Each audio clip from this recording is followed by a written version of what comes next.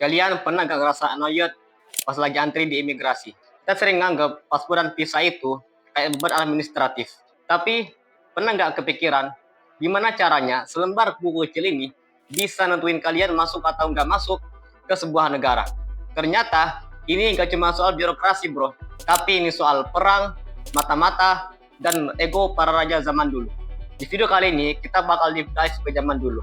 Kita bakal bongkar tuntas sejarah visa dan paspor dari zaman Nabi hingga zaman sekarang yang kita rasakan saat ini. So, fasten your seatbelt karena ini bakal jadi sejarah yang menarik banget buat kalian. Kita masuk chapter 1, The Ancient Self-Conduct. Kita mulai dari akarnya. Paspor itu bukan abad penemuan ke-20 bro, tapi udah ada sejak ribuan tahun lalu.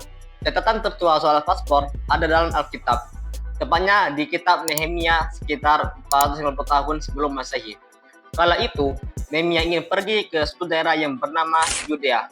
Lalu, dia minta surat sakti dari Raja Artaxerxes dari Persia. Isinya apa? Surat ini bakal dia tujukan kepada para gubernur yang dia lewati agar dia dikasih jalan aman atau safe conduct. Insight-nya apa? Zaman dulu, paspor itu bukan buat identitas diri, tapi lebih ke surat rekomendasi dari raja yang paling berkuasa. Kalau lo punya suratnya, lo aman. Kalau lo nggak punya, ya lo bakal dianggap musuh atau mata-mata. Kalau kita tarik ke jemaah haji dulu minta surat rekomendasi dari para sultan atau penguasa lokal agar mereka nggak diganggu di jalan. The core idenya, paspor adalah protection, bukan cuma pendataan. Kita masuk chapter 2, kenapa namanya paspor. Kita geser ke abad pertengahan di Eropa. Banyak orang berdebat asal-usul kata paspor. Tapi setidaknya ada dua teori besar asal kata paspor. Dan dua-duanya sih masuk akal. Pertama, paspor. Artinya lewat gerbang kota. Dulu tiap kota punya gerbang besar. Dan lo harus masuk ke sana dengan izin. Yang kedua adalah paspor. Dan ini yang paling relevan bagi kita yang suka bahas airline atau airport. Transportasi utama dulu adalah kapal laut. Surat ini bakal dipakai buat ninggalin pelabuhan laut tersebut. Raja Henry V disebut sebagai bapak paspor modern. Pada tahun 1414 Masehi, dia mulai ngeluarin dokumen buat para rakyatnya, agar para rakyatnya bisa ngebuktiin identitas diri mereka ketika mereka berada di luar negeri. Tapi uniknya bro, paspor dulu gak ada fotonya. Terus gimana cara ngebuktiin itu lo atau bukan? Nah, caranya mereka akan nulis di surat tersebut deskripsi fisik lo. Misal, pria dengan tinggi 170 cm dengan bekas luka di pipi. Kebayang nggak kalau sekarang masih kayak gitu? It's all about manual verification. Kita masuk chapter 3, The Golden Age dan The Chaos. Ini part yang paling mind-blowing. Pada awal abad 19, kereta api mulai booming di Eropa. Nampaknya paspor nyaris dianggap punah. Karena mobilisasi orang makin cepat, paspor itu dianggap gagal ekonomi. Akhirnya, pada tahun 1860 sampai 19 awal, paspor hampir ditiadakan dan kita bisa keliling Eropa tanpa paspor sama sekali. Ibaratnya, border control itu hampir non-existent di sana dan dunia benar-benar borderless saat itu.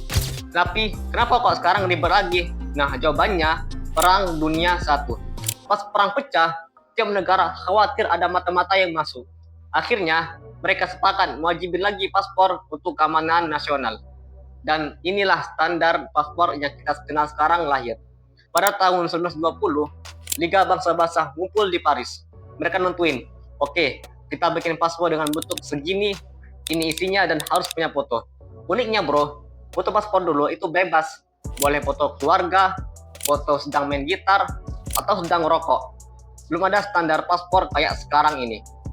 Kita masuk chapter 4, The Logic of Visa. Nah, sekarang kita akan bahas visa. Banyak orang yang ketukar antara paspor dan visa. Kita bakal kasih analogi yang simple. Paspor adalah identity. Ini ngebuktiin negara lo ngakui lo sebagai warga negaranya. Dan visa adalah permission. Ini izin dari negara tujuan biar lo bisa masuk ke sana. Kenapa visa muncul? Visa muncul karena tiap negara pengen punya hak untuk screening orang sebelum mereka masuk ke negaranya. Dan ini soal filtering keamanan sebuah negara. Nah, kalau kita bahas visa, arus lebih adalah yang paling ketat.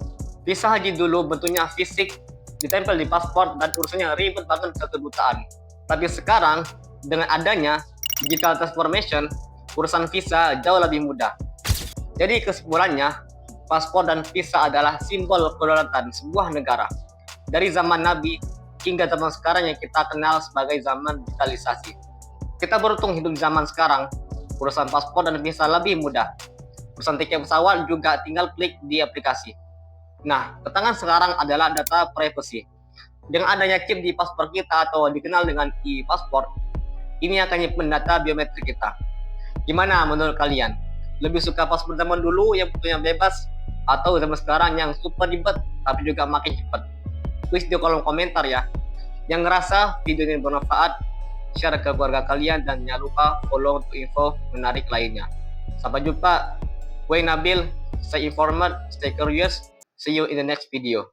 Barakallahu fikum.